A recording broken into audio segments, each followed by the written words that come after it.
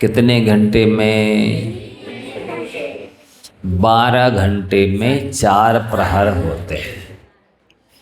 एक प्रहर 3 घंटे का होता है। ये रात्रि के बताए जा रहे हैं।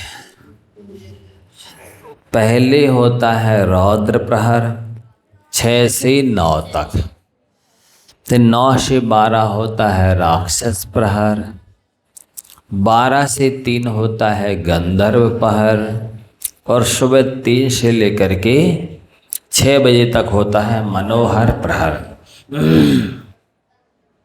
जिसको ब्रह्म मुहूर्त भी बोलते हैं।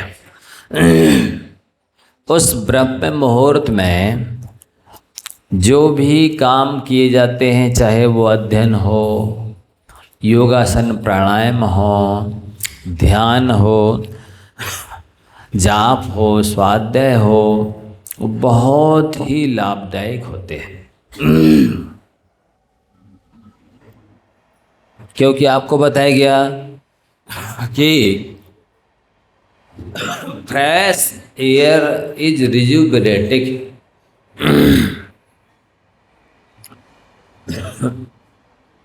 क्या बताया गया है? Fresh air is rejuvenating. स्वच्छ वायु स्वास्थ्य वर्धक होती है। और वो स्वच्छ वायु सुबह 3 से 6 बजे के टाइम में बहती है। उसको ग्रहण करने से अनेक रोग शोक ठीक हो जाते हैं। इसलिए early to bed early to rise makes a man healthy and wise. जल्दी सोना चाहिए और जल्दी उठना चाहिए। इससे क्या होता है? व्यक्ति स्वस्थ होता है और बुद्धिमान बनता है। जल्दी सोने से और जल्दी जागने से व्यक्ति स्वस्थ बनता है और बुद्धिमान बनता है। साथ ही जो लोग रात में, ध्यान से सुनेंगे, देखो एक गिफ्ट रखी है। जो लोग रात में 10 बजे के बाद जागते हैं और सुबह सूर्योदय होने पर भी सोते रहते हैं, उन लोगों को 3 चीज़ों की प्राप्ति होती है: रोग, शोक और दरिद्रता। हाँ, कुछ लोगों तो याद हो गया है, सभी को नहीं हुआ अभी। रोग, शोक और दरिद्रता की प्राप्ति होती है। अच्छा, कितने लोगों को इन 3 चीज़ों की आवश्यकता है? हाथ उठाओ। रोग, शोक, दरिद्रता की आवश्यकता है किस किस को?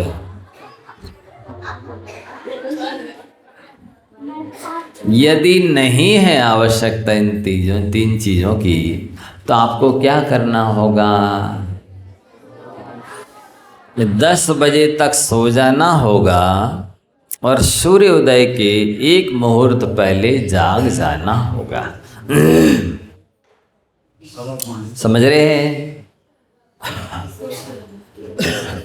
4 बजे, 4:30 बजे, 5 बजे, जितने जल्दी जाग जाए उतना अच्छा है। क्योंकि आप जिस चीज़ की उपलब्धि पढ़ाई की है, पुण्य की है, 6 घंटे में भी नहीं कर पाएंगे। रात को आप 10 या 11 बजे पढ़ने बैठते हैं और 2-3 बजे तक पढ़ते हैं, 6 घंटे भी पढ़ेंगे तो उतनी उपलब्धि नहीं होगी। और सुबह मनोहर प्रहर में 3 से 6 के बीच 3 घंटे में इतनी उपलब्धि हो जाएगी कि 24 घंटे में भी नहीं हो सकती। और आपको क्या करना है? सोने उठने का तरीका बताया जा रहा है। सदैव जिस समय अपने आप बेडरूम में जाते हैं, हाथ पैर धो कर के जाना चाहिए। ठंडी हो तो बात अलग है, 8 महीने तो ध्यान रखा जा सकता है। हाथ पैर धो लें, चाहे तो सिर या मुंह भी धो सकते हैं। फिर इसके बाद में जब सोने जाते हैं तो बेडरूम में बेड पर जाने के पहले चिंता की गठरी को उतार के बांध बूंद के एक तरफ रख देनी चाहिए। जो लोग चिंता की गठरी सिर पर बांध कर सोते हैं वे 8, 10, 12 घंटे भी सो लेते हैं, इसके बाद भी थकान दूर नहीं होती। और आँखों में ऐसा लगता है किसी ने धूल भर दी है, आँखें खुलती नहीं है, थकान दूर नहीं होती है, उठने की हिम्मत नहीं पड़ती है। ऐसा लगता है बहुत वीकनेस सी है, थकान नहीं दूर हुई, नींद भी पूरी नहीं हुई, ऐसा लगता है ना। इसलिए चिंताओं को छोड़कर एक सूत्र अपना लो, चिंता छोड़ो सुख से जियो। कौन सा सूत्र अपनाना है? हाँ। तो आप जाएं बेड पर और सोने का तरीका बताया जा रहा है। बिस्तर पर बैठने के बाद 9 बार नमोकार मंत्र पढ़िए। ज़्यादा पढ़े तो कोई हानि नहीं है, 9 बार नमोकार मंत्र पढ़िए। फिर इसके बाद में प्रायः करके बाएं करवट सोना चाहिए। कौन से करवट? बाएं करवट कौन सा कहलाता है? लेफ्ट हैंड को नीचे करके ऐसे देखिए, तो ये दायां राइट स्वर ऊपर रहेगा, राइट हैंड ऊपर रहेगा। फिर क्या करना है? पहले तो आप ऐसा भी कर सकते हैं कि सीधे लेट जाइए, जिसको शिवासन बोलते हैं, आप लोग शवासन बोलते हैं। उस शवासन से लेट जाएं और बिल्कुल हाथ पैर फैला लें। फिर पैर के अंगूठे से लेकर के धीरे धीरे धीरे आप ऊपर आइए मन से। पैरों को शून्य करते चले आइए, रिलैक्स की अवस्था में छोड़ते चले आइए, बिल्कुल ढीला छोड़ते चले आइए। और छोड़ते छोड़ते छोड़ते ऊपर आ जाएंगे, पूरे शरीर को ढीला छोड़ दीजिए। ढीला छोड़ने के बाद बिल्कुल आँखों और ऐसे स्थान पर जाइए जहाँ पर हल्ला गुल्ला नहीं हो रहा हो, वहाँ लेटिए सोइए। लाइट नहीं जल रही हो और किसी भी तरह का शोरगुल कोलाहल नहीं हो। आप अपने आँखों के शटर गिरा लीजिए, मतलब पलक बंद कर लिए। फिर माथे को भी बिल्कुल रिलैक्स की अवस्था में भेज दीजिए, निश्चिंत कर दीजिए, खाली कर दीजिए। और इस तरह से जब आप भगवान का ध्यान करते हुए और लेटेंगे तो आपकी बहुत कम समय में सारी थकान दूर हो जाएगी और तन मन चार्ज हो जाएगा, बॉडी चार्ज हो जाएगी, उसमें कार्य करने की क्षमता आ जाएगी, एकदम फ्रेशनेस लगेगी, ताजगी लगेगी और आपको स्वस्थता महसूस होगी। करके देखना, थोड़ा सा कुछ समय लग सकता है, 2, 4, 8 दिन। नहीं आप कहें नहीं हम तो वो 12, 1 बजे 2 बजे सोते थे, 10 बजे सोते हैं, नींद ही नहीं आती है। नहीं, आप पूरी तैयारी करिए, लाइट बंद कर दें, हल्ला गुल्ला नहीं हो, हैं, आंखें सब बंद करके व्यवस्थित लेटे रहे। धीरे धीरे हैबिट पड़ जाएगी समय पे सोने की और उठने की। अब उठ कर के क्या करना है? सबसे पहले जैसे ही आपकी नींद खुलती है तो स्वर चेक करना है। इधर देखिए सब लोग, दाएं से श्वास आ रही जा रही कि बाएं से श्वास आ रही जा रही, चेक करना है।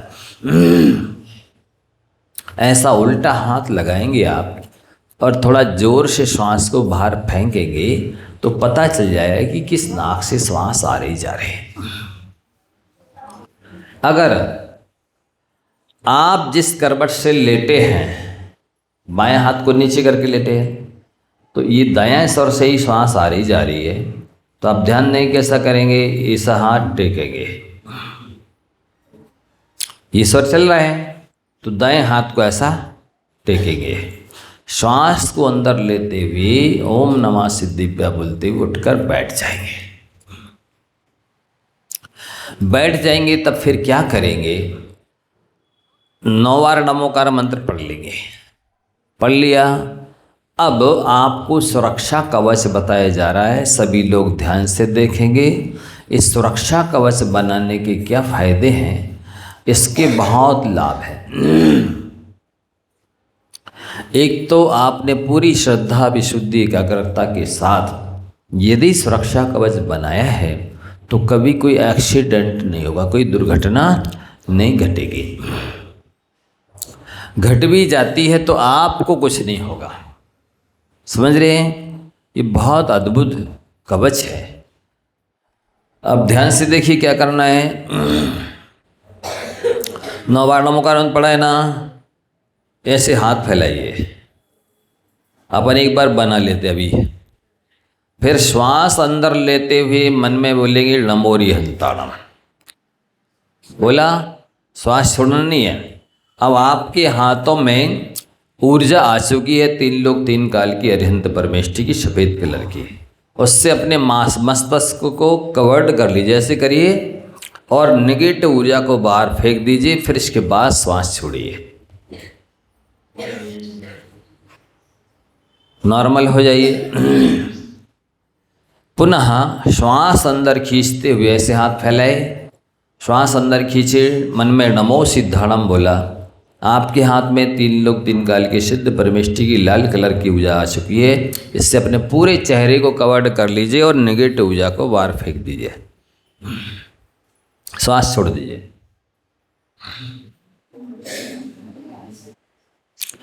नॉर्मल हो गए। पुनः हाथ फैलाइए, नमो आयरियाणम मन में बोलेंगे। 3 लोक 3 काल के आचार्य परमेष्ठी की पीले कलर की ऊर्जा आपके हाथ में है। इससे अपने पूरी बॉडी को कवर्ड कर लीजिए, पूरे शरीर में फैल लीजिए और नेगेटिव ऊर्जा को बाहर फेंक दीजिए। श्वास छोड़ दीजिए, फिर नॉर्मल हो जाइए, सहज सामान्य। पुनः हाथ फैलाएंगे, श्वास अंदर लेंगे, मन में बोलेंगे नमो अज्जयाणम। अब आपके हाथ में 4 शस्त्रलेस बॉडी गार्ड हैं। 2 को इस तरह करके आगे खड़ा कर दीजिए, 2 को पीछे खड़ा कर दीजिए, नेगेटिव ऊर्जा को फेंक दीजिए, श्वास छोड़ दीजिए। आप सामान्य हो जाएंगे, नॉर्मल हो जाएंगे। फिर पुनः श्वास खींचते हुए नमो लोए सब साहुडम बोलेंगे। अब आपके हाथ में 3 लोक 3 काल के साधु परमेष्ठी की हरे कलर अभी साधु परमेष्ठी का माना जाता है, काला कलर भी साधु परमेष्ठी का माना जाता है। दोनों आपके हाथ में आ गए हैं। ऐसे जमीन से टेकिए, थोड़ा सा ऊपर उठ जाइए। आपके शरीर के नीचे वज्र की भूमि बन चुकी है। निगेटिव ऊर्जा को छोड़ दिया, न श्वास छोड़ दी। बोलने में टाइम लग रहा है, 1 मिनट में बन जाता है कवच, बहुत ज़्यादा देर नहीं लगती है। अभी तो समझाने बताने में टाइम लग रहा है। अब पुनः आप स्वर चेक करेंगे, श्वास बाहर फेंक करके श्वास दाएं नाक से आ रही जा रही है, बाएं नाक से आ रही जा रही है। जिस नाक से आ रही है श्वास को अंदर खींचते हुए मन में बोलना है एशो पंच नमो यारो सब पाव प्रणाश्लो मंगलम च सभ्य सिंपणमम हवई मंगलम। श्वास छोड़ दीजिए। ये 3 परकोटे वज्र के आपके शरीर के चारों ओर बन चुके हैं। ये सुरक्षा कवच कहलाता है। इसको आप अभी अपन ने 1 बार कर लिया, चाहें तो 3 बार भी कर सकते हैं। 1 बार सुबह ही 3 बार बना लिया तो दिन भर के लिए हो गया। अथवा और कोई आपको कोई खतरा लग रहा है, तो दोपहर में भी 3 बार बना सकते हैं, शाम को भी 3 बार बना सकते हैं, अथवा एक बार सुबह शाम दोपहर तीनों टाइम बना सकते हैं, अथवा सुबह शाम बना सकते हैं, एक बार, दो बार, तीन बार, जैसे आपको सुरक्षा सेफ्टी की आवश्यकता है। ये आप लोगों की सुरक्षा है और इससे कोई घटना दुर्घटना नहीं घटेगी। एक बार पूज्य गुरुदेव के साथ हम लोग डोंगर गांव में, गुरुदेव विराजमान थे, पंचकल्याणक चल रहा था, तो उधर क्या था, सुबह सुबह आचार्य वंदना करने के, देव वंदना करने के बाद हम सब साधु शौच क्रिया के लिए जाया करते थे। तो उधर क्या था कि वहाँ से गांव से निकल कर के और रोड क्रॉस करना पड़ता था और उस तरफ जा कर के पूरा मैदान था, वहाँ खूब जंगल जैसा था, शौच जाते थे। सुबह सुबह हमने एक सुरक्षा कवच बनाया। अब देखना, इधर से पास हो रहे हैं, ये रोड क्रॉस करना है, इधर भी देखना है, इधर भी देखना है, नीचे भी देखना है, कोई वाहन इधर से भी तो नहीं आ रहा, इधर से तो नहीं आ रहा, नीचे में जीव जंतु तो नहीं है, इधर देखा, नीचे देखते हुए जा रहा है। ऊपर एक वृक्ष कटा था, वो सिर में टकरा गया, देखा नहीं, कुछ भी नहीं हुआ, ऐसे लगा जैसे किसी ने फूल बरसाया, क्योंकि वो सुरक्षा कवच बना के गए हुए थे। ऐसी कई घटनाएं घट चुकी, लेकिन कुछ भी नहीं हुआ, खरोंच भी नहीं आती। ये सुरक्षा कवच का कमाल है। तो आप लोग इस तरह से बना सकते हैं। अब दूसरी बात भी बताना है, स्वास्थ्य लाभ के लिए सारा खेल श्रद्धा का है। जैसे मोक्ष मार्ग में श्रद्धा की आवश्यकता है। मोक्ष मार्ग कहाँ है, कैसा पुण्य होता है, कैसा पाप होता है, कैसी आत्मा है, कैसे कर्मबंध रहे हैं, ये सारा श्रद्धा का खेल है ना। शास्त्र में जैसा लिखा है उसके आधार से श्रद्धा करना है ना। इसी तरह से आपके स्वास्थ्य लाभ के लिए हम बताने जा रहे हैं। आपको बहुत कम भोजन करेंगे, बहुत कम ताकतवर चीज़ें खाएंगे तो भी आप स्वस्थ रहेंगे। दवाइयाँ खा रहे होंगे तो छूट जाएंगी, बंद हो जाएंगी, और यदि नहीं खा रहे हैं तो ज़रूरत नहीं पड़ेगी। ऐसी दवाई आपको बताने जा रहे हैं, लेकिन वो लाभ करेगी श्रद्धा होने पर। उसके पहले आप लोग को एक बात और बतानी है कि ये जो 2 ग्रंथ हमने लिखे हैं, हम महाराज जी ने लगभग 32 साल अध्ययन किया।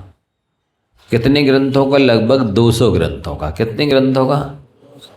और जैसे मान लो 500 पेज का ग्रंथ पढ़ा और 500 पेज के ग्रंथ में मुश्किल से 5 पेज हमने छांट छांट करके लिखे। जो लाइन अच्छी लगी, जिसने हमें शिक्षा दी, प्रेरणा दी, वो डायरी में लिख ली। किस लिए लिख ली? कि इसको हम बार बार पढ़ेंगे, चिंतन मनन करेंगे, प्रवचन इत्यादि के भी काम में आएंगे। अब लिखते लिखते 4 डायरी भर गई। अब कौन सी लाइन कहाँ लिखी है? प्रवचन करना है तो कहाँ ढूंढे? तो उसको कंपोजिंग करवाया। फिर लैपटॉप में ब्रह्मचारी भैया प्रतीक जी के साथ में बैठ करके उसको, इस लाइन को उठा के यहाँ रखो, इसको उठा के यहाँ रखो, इसको उठा के यहाँ रखो, चैप्टर बन गए। अब इस चैप्टर को उठाओ, यहाँ रखो, इसको यहाँ रखो, शास्त्र का रूप बना। अब इस प्रूफ को 4 से बार चेकिंग करनी पड़ती ना, प्रूफ रीडिंग, कहाँ अक्षर मात्रा यमी है कि क्या है, तो उसको करके और लगभग 4 साल मेहनत करके 2 ग्रंथ तैयार किए। तो जिसमें लगभग 200 ग्रंथों का सार है। ये है पहला भाग। इसकी परीक्षा होगी 1 महीने बाद। लगभग पूरा सावन का महीना आपके पास स्वाध्याय करने का टाइम है। 1 महीने में आप स्वाध्याय करिए। पहला दूसरा 2 भाग हैं। अब क्या होगा, आपको अभी ग्रंथ दे रहे,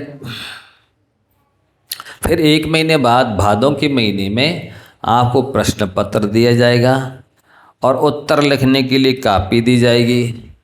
और पेन भी दिया जाएगा और 1 सप्ताह का टाइम दिया जाएगा कि आपको ओपन बुक टेस्ट है, ये देख करके लिखना है।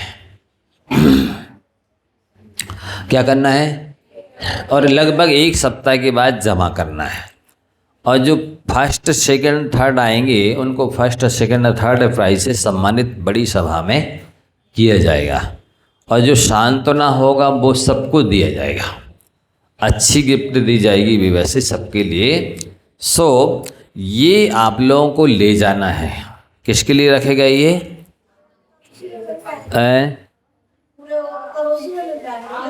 हाँ, जो भी पूछा जाएगा इसके अंदर से ही पूछा जाएगा। और एक बार पढ़ लेंगे तो आइडिया हो ही जाएगा कि कहाँ क्या लिखा है। सो वो खोल करके देख के नकल करनी है। सो पहले 1 महीने के आसपास लगभग पहले भाग की सुनिए परीक्षा हो जाएगी, रिजल्ट घोषित हो जाएगा, सब सम्मानित हो जाएंगे। फिर 1 महीने में दूसरा भाग एक लगभग अध्ययन करके फिर दूसरा प्रश्न पत्र देंगे, दूसरी उत्तर पुस्तिका देंगे, दूसरा पेन देंगे और उसको फिर 1 सप्ताह या 8 या 10 दिन का टाइम देंगे, आपको देख करके लिखना है। इससे क्या लाभ होगा? इससे आपको ये ग्रंथ कंठस्थ हो जाएंगे। कंठस्थ होने से क्या लाभ होगा? ध्यान से सुनिए। ये ग्रंथ आपको नैतिक बनाएंगे 1, व्यवहारिक बनाएंगे 2, ध्यान से सुनिए, आध्यात्मिक बनाएंगे 3। नैतिक बनाएंगे, व्यवहारिक बनाएंगे, धार्मिक बनाएंगे, आध्यात्मिक बनाएंगे, जीवन जीने की कला सिखाएंगे 5। साथ ही संसार में 363 तो लिखित में मत हैं, मिथ्या मत हैं, धर्म कहें, संप्रदाय कहें, जातियां कहें। सो सारे धर्मों ने यदा किंचित थोड़ी बहुत जीवन जीने की कला तो सिखाई है, किसी भी धर्म ने ढंग से मरने की कला नहीं सिखाई है। समाधि मरण कैसे किया जाता है, स्वर्ग और मोक्ष में श्रेष्ठ स्थान कैसे प्राप्त किया जाता है, ये किसी ने नहीं सिखाया। सो आपको मरने की कला भी ये शास्त्र सिखाएंगे। सातवां लाभ क्या है? इनको पढ़ेंगे तो आपका घर स्वर्ग बन जाएगा। आठवां लाभ क्या है? ये आपको सफलता के अद्भुत रहस्य बताएंगे। 9वां लाभ क्या है? ये आपको उन्नति के उपाय बताएंगे। 10वां लाभ क्या है? इससे सुनना, सफलता के अद्भुत रहस्य बताएंगे 8, उन्नति के उपाय बताएंगे 9, और 10वां ये है जिस विषय में आप आगे बढ़ना चाहते हैं सो ये आपको मोटिवेट करेंगे, मार्गदर्शन करेंगे, मनोबल बढ़ाएंगे। और सुनिए ध्यान से, यदि आपने 4-5 बार लगातार इन दोनों ग्रंथों को पढ़ लिया और ये आपको याद हो गए तो सुप्रीम कोर्ट का वकील भी आपसे नहीं जीतेगा, ये गारंटी मेरी है। आप कहो क्यों, ऐसा कैसे? सुनो, वकील ने तो पढ़ा है, बना मनुष्य के द्वारा बनाया हुआ कानून, और ये है भगवान के द्वारा बताया हुआ कानून। सो आप इन्हें पढ़ेंगे तो हमें धन्यवाद देने आएंगे कि महाराज जी हमने इतने ग्रंथ पढ़े पर इन जैसा ग्रंथ नहीं पढ़ा है। सो ये थैलियाँ बहन कितनी लगाई हैं? किसने लगाई है? कितने ही हैं और है? तो सब के लिए ला करके एक थैली देना है। आप सभी ले जाएंगे और ध्यान रखेंगे, स्वाध्याय करते हैं तो भगवान की आज्ञा है। सुनो, भगवान की आज्ञा क्या है? भगवान की आज्ञा ये है, हाँ, कोई भी ग्रंथ पढ़ो कुछ त्याग करके पढ़ना चाहिए। जितनी प्रिय चीज का त्याग करोगे उतना ज़्यादा पुण्य का बंध होगा, पाप का नाश होगा, जिनवाणी की विनय होगी, स्वाध्याय जल्दी हो जाएगा, केवल ज्ञान जल्दी होगा। सो आप लोग इसको ले जा कर के पढ़ेंगे। अब प्रश्न पूछेंगे, क्योंकि सिद्ध चक्र विधान चल रहा है और भी कार्यक्रम रहते हैं, इसलिए हम थोड़ा जल्दी छोड़ देते हैं। नहीं, हम ले लेंगे, लेकिन प्रश्न पूछना ना अभी नहीं होंगे, टाइम लगेगा। और बताएंगे हम 7:15 तक, इसके बाद प्रश्न बंद। अच्छा सुनिए, चलिए, तो आपको स्वास्थ्य लाभ के लिए दवाई बताई जा रही है। किसी को सुनना है कि नहीं? सबको सुनना है? सुनो। सबसे पहले क्या बताया कि इस हमारी दवाई से लाभ आपको कब होगा? जब आपको श्रद्धा होगी। जैसे ध्यान दें, लोक में भी जिस डॉक्टर या वैद्य के प्रति आस्था होती है और जो दवाई दी जा रही है उसके प्रति आस्था होती है, तभी रोग ठीक होता है। यदि वैद्य पर और दवाई पर आस्था नहीं है तो भी ठीक नहीं होगा, और दवाई का ठीक से ज्ञान नहीं है और परहेजी पता नहीं है तो भी ठीक नहीं होगा, और ज्ञान है श्रद्धा ने पर आपने विधिवत सेवन नहीं किया तो भी ठीक नहीं होगा स्वास्थ्य। तो अब क्या करना है, ध्यान से सुने। सुबह सुबह उठ कर के पवित्र स्थान पर यदि आप बैठते हैं और पवित्र वस्त्र पहन करके बैठते हैं, और यदि सामयिक करते हैं तो सामयिक कर लें, जब माला फेरते तो माला फेर लें, कोई पाठ करते हैं तो पाठ इत्यादि कर लें। इसके बाद में आप उसी तरह से दोनों हाथों को फैलाएंगे, श्वास को अंदर खींचेंगे, मन में नमो अरिहंताणम बोलेंगे। अब आपके हाथ में अरिहंत परमेष्ठी की सफ़ेद कलर की ऊर्जा आ चुकी है। अब आप जितनी भी सफ़ेद कलर की चीज़ें लेते हैं, जैसे दूध है, दही है, मही है, मलाई है, सफ़ेद कलर के काजू है, बादाम है, चीनी है, तो वो सफ़ेद कलर की जितनी भी पावरफुल टॉनिक चीज़ें हैं, उन एनर्जी ऊर्जा है, वो सब आपके हाथ में आ गई है। इसको पूरे अपने शरीर में भेज दीजिए। जहाँ कहीं भी इस तत्व की कमी होगी वो पूरी हो जाएगी, और नेगेटिव ऊर्जा को बाहर फेंक करके श्वास छोड़िए। समझाने में देर लग रही है, फिर बाद में तो हो जाएगा जल्दी। अब श्वास छोड़ दी, नॉर्मल हो गए, सामान्य स्थिति में आ गए। पुनः फिर से आप हाथ फैलाइए, श्वास को अंदर खींचिए, मन में नमो सिद्धाणम बोलिए। 3 लोग 3 काल के सिद्ध परमेष्ठी की लाल कलर की ऊर्जा आपके हाथ में आ गई है। सिर से नख तक पूरे शरीर में भेज दीजिए। इसके बाद नेगेटिव ऊर्जा को बाहर फेंक दीजिए, फिर श्वास छोड़ दीजिए। आप लाल कलर की जितनी चीज़ें खाते हैं, चाहे वो टमाटर हो, हाँ, जो भी जितने कलर के, चाहे वो ड्राई फ्रूट्स हों, फ्रूट्स हों, सब्जियां हों, अनाज हों, जो भी लेते हैं, वो एप्पल आदि, उस सब की पूर्ति बोलने से, नमो सिद्धाणम बोलने से होगी। फिर सामान्य नॉर्मल हो गए। पुनः श्वास खींचते हुए नमो आयरियाणम। अब 3 लोग 3 काल के आचार्य परमेष्ठी की पीले कलर की ऊर्जा आपके हाथ में है। इसको पूरे शरीर में भेज दीजिए। जहाँ कहीं भी इस तत्व की पूर्ति होगी उसकी पूर्ति हो जाएगी, कमी होगी तो, और फिर नेगेटिव ऊर्जा को फेर दीजिए, श्वास छोड़ दीजिए। श्वास का विशेष रूप से ध्यान रखना है तो लाभ होगा। श्वास का ध्यान नहीं रखेंगे, श्रद्धा नहीं होगी तो नहीं होगा। साथ ही जितनी बीमारी पुरानी होती है और बड़ी होती है, आप देखते हैं कि उतना लंबा टाइम लगता है। लगता कि नहीं लगता? इसी तरह से आप आदि हथेली पे आम जमाएं, कितना बड़ा देखे तो इतने जल्दी नहीं होगा। एक आध बार किया, कुछ तो हुआ नहीं है, तुम तो लाओ दवाई, क्या रखा है? हाँ, तो कुछ नहीं रखा, नहीं होगा। कहा भी बोला ना कि श्रद्धा होगी, विशुद्धि होगी, एकाग्रता होगी।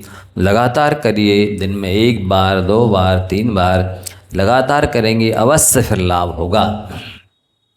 देखो, धर्म कब लाभ करता है? जब आपको श्रद्धा हो। धर्म का फल कब मिलता है? श्रद्धा हो, साथ साथ समीचीन ज्ञान हो, राइट नॉलेज, सम्यक ज्ञान हो। और धर्म लाभ करता जितना आपके जीवन में आचरण है, तप त्याग है, चरित्र है, इसके बल पर रिद्धियाँ सिद्धियाँ होती हैं, शक्तियाँ प्रकट होती हैं, आत्मा में ताकत आती है। आप साधुओं के पास आते हैं, महाराज जी आशीर्वाद दे दो। क्यों आते हैं? क्योंकि इन्होंने जीवन भर के लिए पांचों पापों का त्याग किया है। साथ ही इनके जीवन में बहुत सारा तप त्याग है, धर्म की आराधना है, श्रद्धा है, ज्ञान है, चरित्र है, तो उसके बल पर शक्ति आती है। जब आप लोग लोक में देखते हैं कि अपने से बड़ों से आशीर्वाद मांगते कि नहीं? बोलो, माता पिता के चरण छूते हैं, आशीर्वाद दे दो। बड़े भाई हैं, कोई बड़े बहन है या कोई भी है, मांगते कि नहीं? जबकि वो उनका इतना तप त्याग नहीं है, केवल उम्र में बड़े हैं, बस इसके बल पर आप उनसे आशीर्वाद मांगते हैं। और जब जिनका त्याग हो, तप हो, तो ये बहुत काम करता है शक्ति। आशीर्वाद का महत्व जैनेतरों में भी बहुत है। वो लोग भी, मतलब जिनको भगवान मानते या गुरु मानते या अपना बड़ा मानते हैं, तो उनसे वो आशीर्वाद मांगते हैं, लेते हैं। तो ये आशीर्वाद की शक्ति बहुत असीम होती है। देखो, जितनी श्रद्धा भक्ति विनय होगी, आपको उतना आशीर्वाद मिलेगा। जैसे पिता की संपत्ति चाहिए है, तो बेटा कैसा हो? आज्ञाकारी हो, सेवा भावी हो, विनम्र हो, लायक हो, योग्य समर्पित हो, तो पिता सारी संपत्ति उसको दे देता है। अब गुरु आपको आशीर्वाद कब देंगे? जब आप सेवा करेंगे, विनय करेंगे, भक्ति करेंगे, आज्ञा का पालन करेंगे, समर्पित होंगे, तो वो भी आशीर्वाद देंगे। कुछ तो किया नहीं, आए सीधे महाराज जी आशीर्वाद दे दो। उनकी करुणा अनुकंपा होगी तो दे भी देंगे और नहीं भी दे सकते हैं। हाथ उठाना मात्र आशीर्वाद नहीं है, हृदय बोलने लग जाए, स्वस्थ रहें, सुखी रहें, इनका कल्याण हो जाए, वो आशीर्वाद फलता है। समझ रहे हैं ना? तो इस तरह आपको ये करना है। श्रद्धा से लगातार करिए, दिन में 3 बार, 2 बार, 1 बार, जैसे हो करेंगे तो इससे लाभ अवश्य होगा। आज इतनी रखते हैं, अभी टाइम हो जाएगा।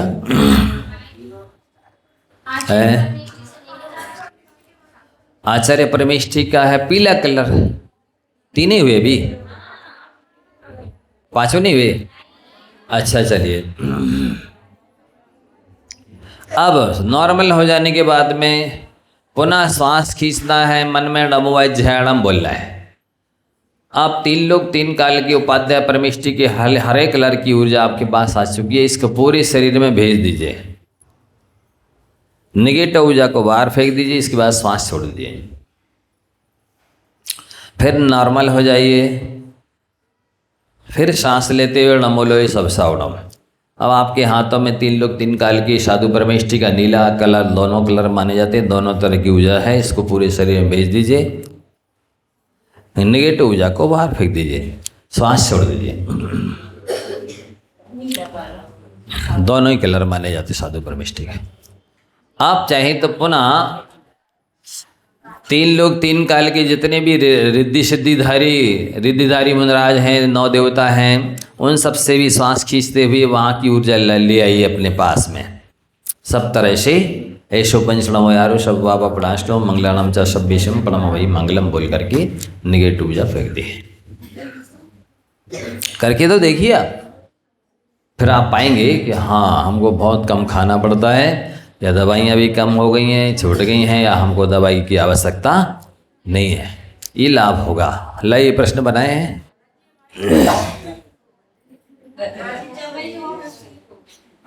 देखो, कह रहे हैं खांसी चल रही थी, अभी ठीक हो गई, बहुत बढ़िया। श्रद्धा होगी तो तत्काल लाभ मिलेगा।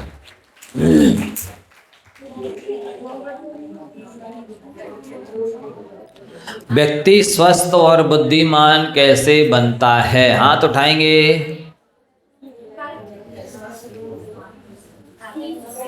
व्यक्ति स्वस्थ और बुद्धिमान कैसे बनता है? बालक बोलो। हाँ, खड़े होकर हाथ जोड़कर।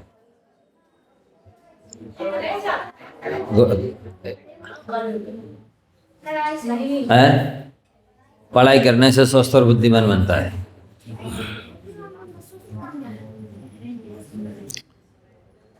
बालक बोलो। है?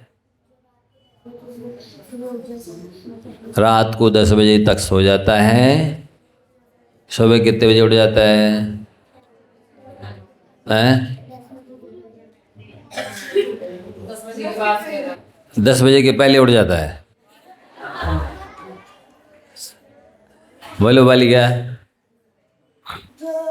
में 10 बजे के तक सो जाता है और सुबह 6 बजे उठ जाता है। 6 बजे उठ जाता है।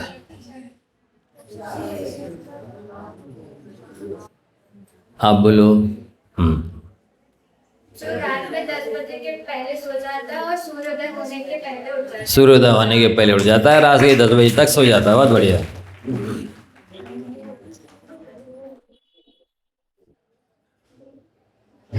हाँ।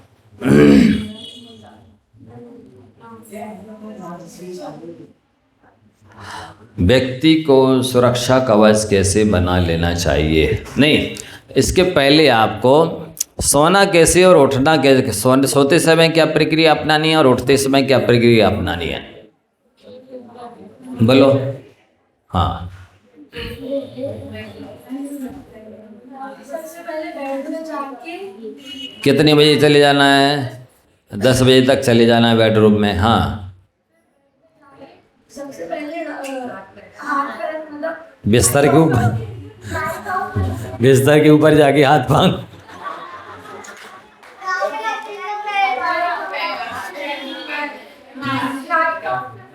सुनो, ध्यान से सुनो। जिसने नहीं सुन पाए, नहीं समझ पाए, ध्यान से गंभीरता से सुने, ध्यान से सुने।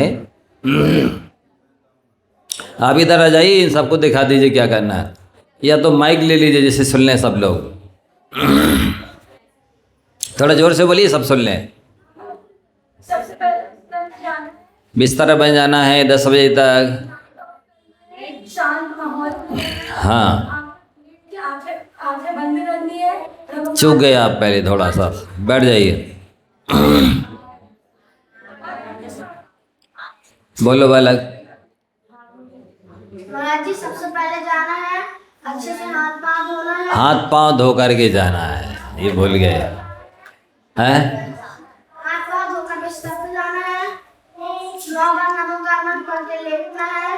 फिर पाँव सीधे अच्छे से लेट के। कौन सी आसन से लेट के? बीच में नहीं, कोई नहीं बोले। सब आसन में लेट जाना है। उसके बाद अपने पैर के अंगूठे से लेके। नहीं, चूक गए, बैठ जाइए। बोलो। उधर मुंह करके उनको समझाइए। हाँ, बेडरूम में हाथ पैर। हम सुनेंगे, आप तो उधर से बोलिए। बेडरूम में 10 बजे के पहले 10 बजे तक हाथ पैर धोकर रूम में जाकर बेड में लेटकर नमस्कार पढ़कर सेवा शवासन मुद्रा में लेफ्ट बैठ जाइए, चूक गए।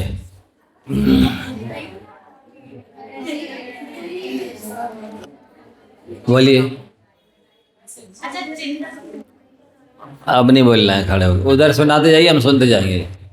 शांत रहें, कीप साइलेंस प्लीज। बेड में जाना 10 बजे बेड में जाना। उसके पहले अपने हाथ पैरों को धोना है।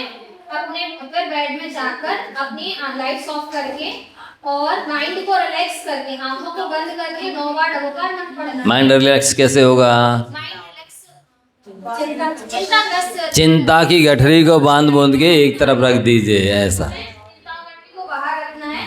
फिर आप डबोकार मन करने के बाद शवासन में लेटना है। शवासन में लेटने के बाद आपको हेड टू टो मतलब आपको टो से वो पैर के घुटने से लेकर के आपके सिर तक की पूरी बॉडी को धीरे धीरे करके रिलैक्स करना है। रिलैक्स करने के बाद बड़े करवट की ओर हमें सोना लेटना है।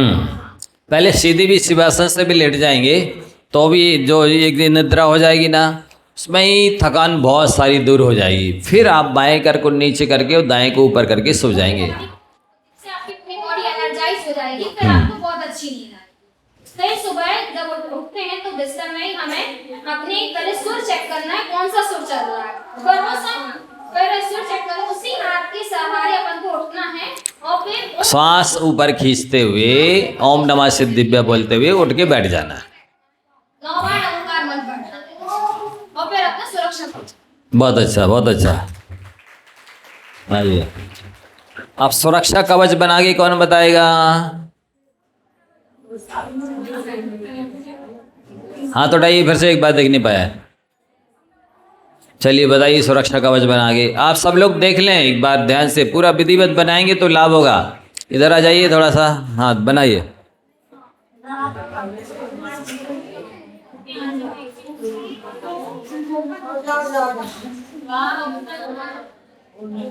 उस तरफ मुंह कर लो, हाँ बताओ। मौन हो जाए जब तो सुनाई देगा। मोबाइल रख दो इधर। हाँ पहले दोनों हाथों को ऐसे करना है और सांस अंदर खींचते हुए ओंकार मंत्र का ध्यान करना है। बताना नहीं किसी को, सुनना है केवल। उच्चारण का ध्यान करते हुए सांस को अंदर लेना है और सबसे पहले अरिहंत परमेष्टि का ध्यान करते हुए फील करते हुए कि अपने हाथ में व्हाइट कलर की एनर्जी है, उसको हेड से लेके यहाँ तक ऐसे पूरे लेकर कवर कर लीजिए कवर करना है और जो नेगेटिव एनर्जी उसको अलग कर देना है ऐसा। और सांस को छोड़ देना है। हाँ। फिर दोबारा हाथ अपने आगे करना है और नमो सिद्धारम का ध्यान करते सांस खींचते हुए सांस नहीं, वो हर बार बोलना है। हाथ खींचते हुए नमो सिद्धारम का ध्यान करना है और फील करना है कि अपने हाथ में रेड कलर की एनर्जी है जो कि पूरे चेहरे को उससे परमेष्टि की रेड कलर की एनर्जी है और यहाँ मुख से पूरा फील करते हुए जो नेगेटिव एनर्जी है उसको नहीं, पहले कवर कर ली चेहरे को और निगेटिव जो का फेंक दीजिए। पूरा चीज कवर कवर करना है जो एनर्जी मिल गई है। हाँ, सांस छोड़ दो। फिर वापस हाथ ऐसे करना है और सांस का अंदर लेते हुए ध्यान करना है और येलो कलर की एनर्जी जो कि आचार्य परमेष्टि की होती है उसको फील करते हुए पूरा यहाँ पूरा शरीर कवर कर लीजिए शरीर कवर कर देना है और शरीर कवर करते हुए नेगेटिव एनर्जी को फेंक देना है। फिर सांस छोड़ना है। फिर दोबारा हाथ को आगे करना है और बताइए मत, सुनिए केवल। जो कि परमेष्टि की एनर्जी होती है ग्रीन कलर की, उसको फील करते हुए पूरी बॉडी को फिर से कवर करना है और नहीं, चूक गए। बढ़